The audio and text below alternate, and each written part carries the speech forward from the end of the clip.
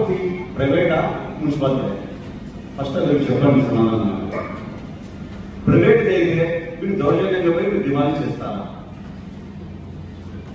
మీ municipality అయితే ఇంకా రాని వచ్చి ధైర్యంగా డిమాండ్ చేస్తూ నేను చూపిస్తా ఎన్ని చూపాను మీకు ఎవరెవరు కట్టు ఉన్నారు అది మాట్లాడు చెప్తా చెప్తా ఇవ్వండి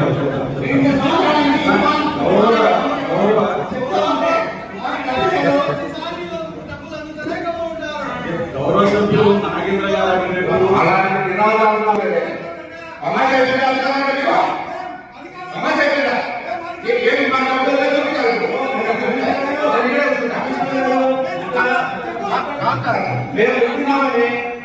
మీద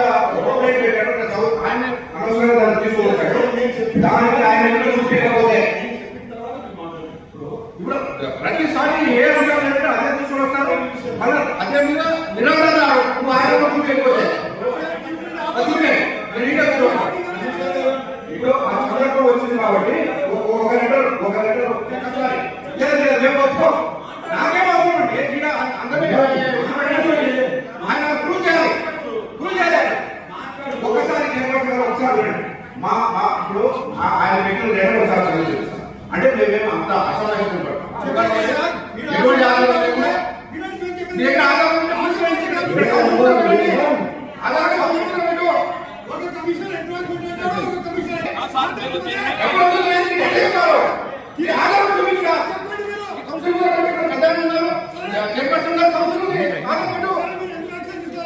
ఏ భాష తీసుకోవాలా? దానికి మేము ఆల్రెడీ మీకు ఇచ్చాం. మేము యాక్షన్ మీరు ప్రజలు తీసుకుంటారా? నేను ఒకటే కోరుతున్నాను చైర్పర్సన్ గారు కానీ గవర్నమెంట్ గారు కానీ ఆయన ఇచ్చిన స్టేట్మెంట్ కి ఆధారంగా ఇక్కడ చూపించాం. లేదు దాని గురించి క్షమాపణ కదా.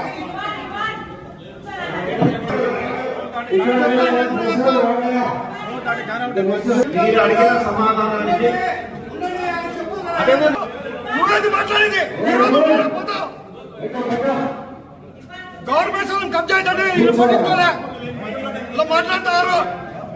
అందరికి తెలియాలా ఒక కమిషనర్ వచ్చేసి ఇది ఎంక్రోచ్మెంట్ నేను తొలగిస్తాను మీరే తొలగించుకోండి లేదంటే నేను తొలగిస్తా అంటాడు. ఇంకో కమిషనర్ వచ్చి ఇది ఎంక్రోచ్మెంట్ లే అంటాడు. ఎవరు కరెక్టో ఎవరు రంగు ఇప్పుడు చెప్పండి ఏదో ఆధారాలు కావాలంటే ఆధారాలు దీనికి సమాధానం చెప్పండి.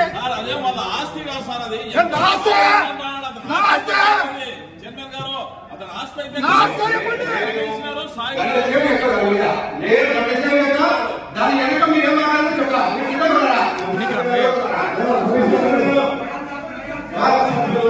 ఒక అంశం మీద ఆధారంతో మాట్లాడతారు. కమిషనర్ కాదు, ఎంప్లాయ్మెంట్ ఉందా లేదా అనేది కమిషనర్ కాదు. అక్కడ సర్వే ఉంటాడు. సర్వే ఇచ్చిన రిపోర్ట్ కమిషనర్ కాదు.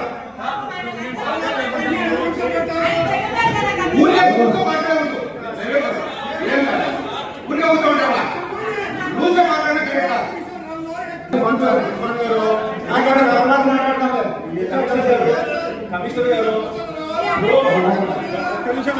ఒక్క నిమిషం ఇప్పుడు గౌరవ సభ్యులు ఏదైనా అడిగినప్పుడు మీరు అక్క ఉండడక ఎవరైనా సరే వాళ్ళు అడిగినప్పుడు ఎక్కడే కానీ మేము సహనం అనేది కోరుకోకుండా ఉన్నత పదవిలో అధికారిగా మీరు ఉండాలి కాబట్టి ఎక్కడే కోపతాపాలకు మీరు కావలేకుండా చేతలేక వరకు ప్రశాంతంగా సమాధానం చెప్పడమే సభకు ఆ సభ కూడా విలువ ఉంటుంది. ఇక్కడ మనం ఎవరే కానీ అధికారులు పాలకులు ఏంటంటే నేను గతంలో కూడా ప్రెస్ మీట్ లో చెప్పాను ఒక కాడే దుర్మార్గులు ఉంటాయి. ఏ ఎత్తుగా అలసట చెంది అది దారి తప్పితే వ్యవస్థనే కూలిపోతారు.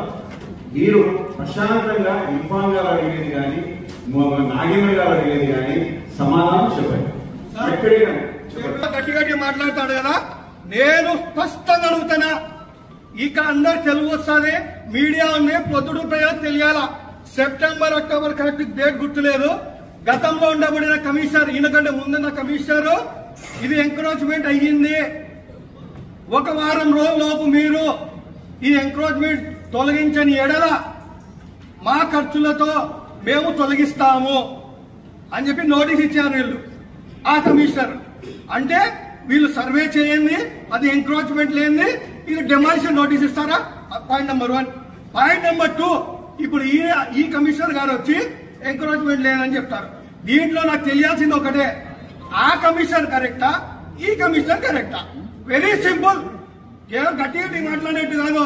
నేను మాట్లాడతా, నేను ప్రజాప్రతినిధి, ప్రజలు ఎన్నుకున్నారు, ఐఎమ్ రెస్పాన్సిబుల్ సిటిజన్.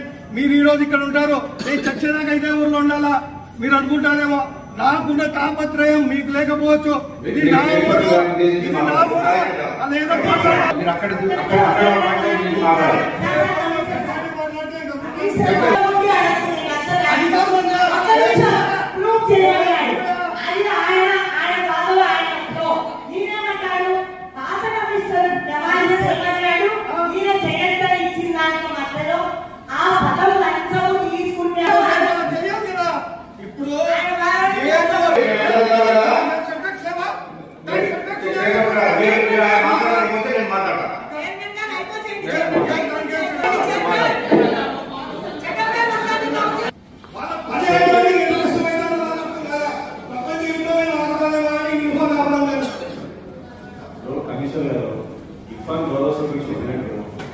సెట్బ్యాక్స్ ఉన్నాయా లేదా, ఆర్టీ గారు సీట్ చేయమన్నా లేదా, అంటే డిమాండ్ చేయమన్నా లేదా అనేది ఆయన వృద్ధంగా ఆయన అడుగుతాను.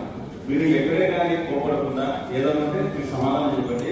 గౌరవ సభ్యులు మీరు కూడా ఏదో ముందుగానే ప్రశాంతంగా అడుగుదాం. ఇప్పుడు అడిగినట్టుగా మర్యాదగానే సంబోధించుకోవాలి, మీకే ఇబ్బంది లేదు. ఆయన అన్న ముందు మాట నాకు నడుస్తుందంటే నెల నెల అధికారులకు పైసలు పొందుతున్నాయంటే ఆయన చూశారా లేదా ఆయన వినిపించారా? అది నా కోపం.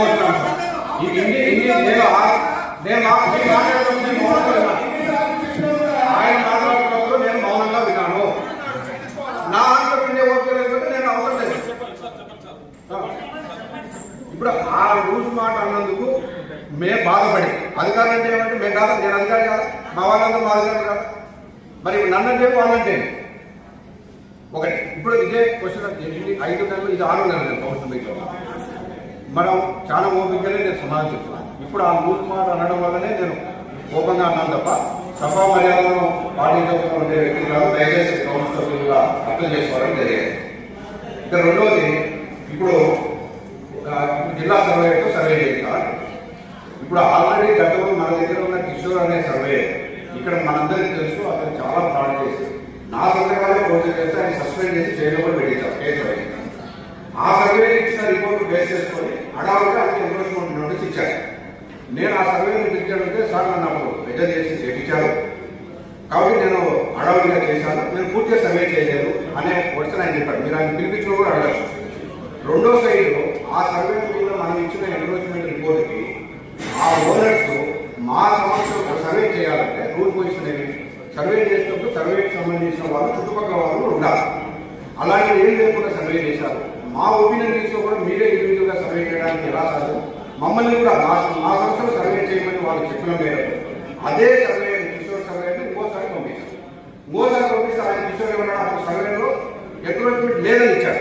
ఈ కమిషనర్ కూడా అప్పుడు కమిషనర్ కూడా ఇప్పుడు కమిషనర్ ఎంక్రోచ్మెంట్ ఉందా లేదా ఎవరు ఇస్తారు? సర్వే ఇస్తారంటే టెక్నికల్ పర్సన్. ఆ సర్వేలో ఒకసారి ఎంక్రోచ్మెంట్ ఉందని ఇవ్వడం, ఒకసారి ఎంక్రోచ్మెంట్ లేదని ఇవ్వడం వల్ల మనం క్లారిటీ కోసం పై లెవెల్లో డివిజనల్ లెవెల్లో ఉన్నటువంటి డివిజనల్ సర్వే రెఫర్ చేశారు. ఇక్కడ డివిజనల్ సర్వే రెఫర్ చేయడం కూడా తప్పటేనా? ఇప్పుడు జిల్లా సర్వే రెఫర్ చేయడం తప్పైతే మీరు డివిజనల్ సర్వే రెఫర్ చేయడం తప్పైతే డివిజనల్ సర్వే రెఫర్ చేస్తే డివిజనల్ సర్వేలు 2 మండల సర్వేలు, విలేజ్ సర్వేలు దాదాపు 2 రోజులు సర్వే చేసి ఎంక్రోచ్మెంట్ లేదని చెప్పారు.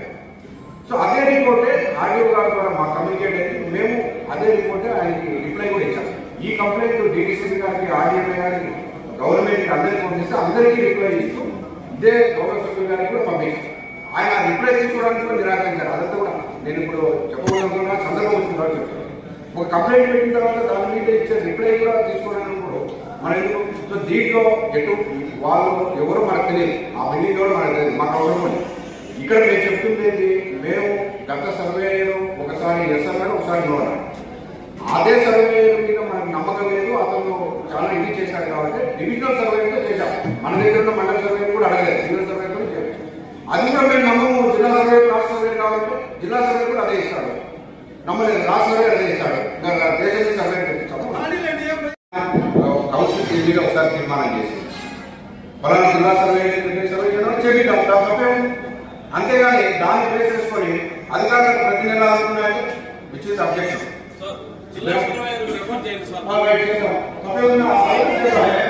గౌరవ సభ్యులు జిల్లా నేను రిపోర్ట్ ఇస్తే తీసుకోలేదు. ఆ రిపోర్ట్ లో మాకు కమిషనర్ గారు నాకు స్వయంగా ప్రత్యేకంగా పెట్టి లేఖలో రిపోర్ట్ కూడా పెట్టాయన అన్ని గౌరవంగానే ఇది సర్వే చేసాము. సర్వే రిపోర్ట్ ఏం సార్ తీసుకొచ్చాను అడగండి. Survey without information how can it take report? దయచేసి ఇప్పుడే ఫోన్ వచ్చింటే నేను ఎత్తిన. నాకేం చుట్టం కాదు, వాళ్ళకున్నే కోట్లే నాకున్నాయి కోట్లు. డాక్టర్ హేమలత తీసుకోండి మీరు ఫస్ట్. కాల్ చేసింది ఇప్పుడే. ఈడ ఎవరి ఇన్ఫర్మేషన్ విలేకరులా పోలీసులా ఎవరు ఇచ్చినా తెలియదు. సాయంత్రం ఈ సబ్జెక్టు మీద ఆమె వరదరాల నీటి ఎమ్మెల్యే గారిని కలుస్తుంది. ఆమెకు ప్రాపర్టీ మీద ఉండే హక్కులన్నీ ఏ కాగితమైనా అన్న ఎమ్మెల్యే గారికి ఇస్తుందంట. దయచేసి ఒక సభ్యురాలు పొద్దుటూరులో గౌరవ ప్రసాద్ రెడ్డి డాక్టర్ కీర్తి చేస్తుంది కాబట్టి నా సబ్జెక్టు దయ ఉంచి మాట్లాడొద్దు. నేను ప్రతి పేపర్ ఆ బిల్డింగ్ కమిషనర్ కాదు ఎమ్మెల్యే గారికే ఇస్తాను. పదే మా సబ్జెక్ట్ ఎందుకు ఎత్తుతున్నారు? ఎత్తే వాళ్లకు 20 లక్షలు లంచం అడిగినారని ఆమె క్లియర్ కట్ గా నాకేమంటే 20 లక్షలు లంచం అంట. ఆమె ఇదో చూడండి, ఇది తప్పు కాదు. అదో విలేకరులకు ఫోను, నాకు బంధువు కాదు, నేను వరదరాల ఇంటి దగ్గర పోతానని ఆమె ఫోన్ చేసింది. ఇదో సార్